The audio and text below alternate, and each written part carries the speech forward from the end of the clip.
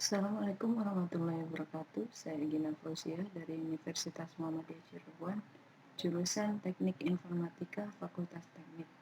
Saya akan menjawab soal latihan 5 analisis perangkat lunak pada mata kuliah rekayasa perangkat lunak. Pertanyaan pertama, mengapa kita perlu melakukan analisis kebutuhan perangkat lunak? Menurut Yan et al. Pada tahun 1998, analisis kebutuhan merupakan satu di antara banyak aktivitas kritis pada proses rekayasa kebutuhan perangkat lunak untuk memahami ranah permasalahan dari sistem yang berjalan dan ranah solusi dari sistem yang akan dibuat. Ada 3 faktor yang harus dipenuhi ketika melakukan analisis kebutuhan, yaitu lengkap, detail, dan benar. Lengkap artinya semua yang diharapkan oleh klien telah didapatkan oleh pihak yang melakukan analisis. Kemudian detail. Detail maksudnya adalah berhasil mengumpulkan informasi yang terperinci. Kemudian benar. Semua data dari analisis kebutuhan itu haruslah benar, sesuai apa yang dimaksud oleh klien, bukan benar menurut apa yang dipikirkan oleh pihak analisis. Kemudian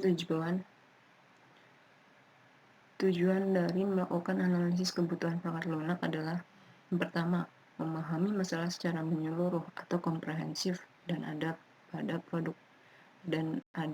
perangkat lunak yang akan dikembangkan seperti ruang lingkup produk perangkat lunak atau produk space dan pemakai yang akan menggunakannya. Kemudian mendefinisikan apa yang harus dikerjakan oleh perangkat lunak untuk memenuhi keinginan pelanggan. Pertanyaan kedua, mengapa proses analisis menjadi hal yang sangat penting dalam pengembangan perangkat lunak?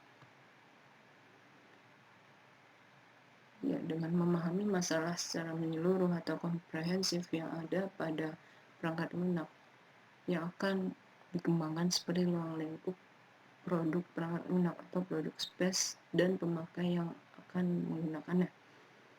Mendefinisikan apa yang harus dikerjakan oleh perangkat lunak dan untuk memenuhi keinginan pelanggan. Pertanyaan yang ketiga, siapa saja yang terlibat dalam analisis pengembangan perangkat lunak?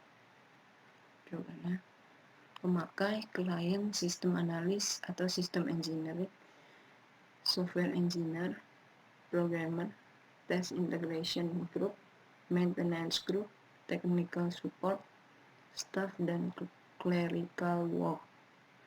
Pemakai atau user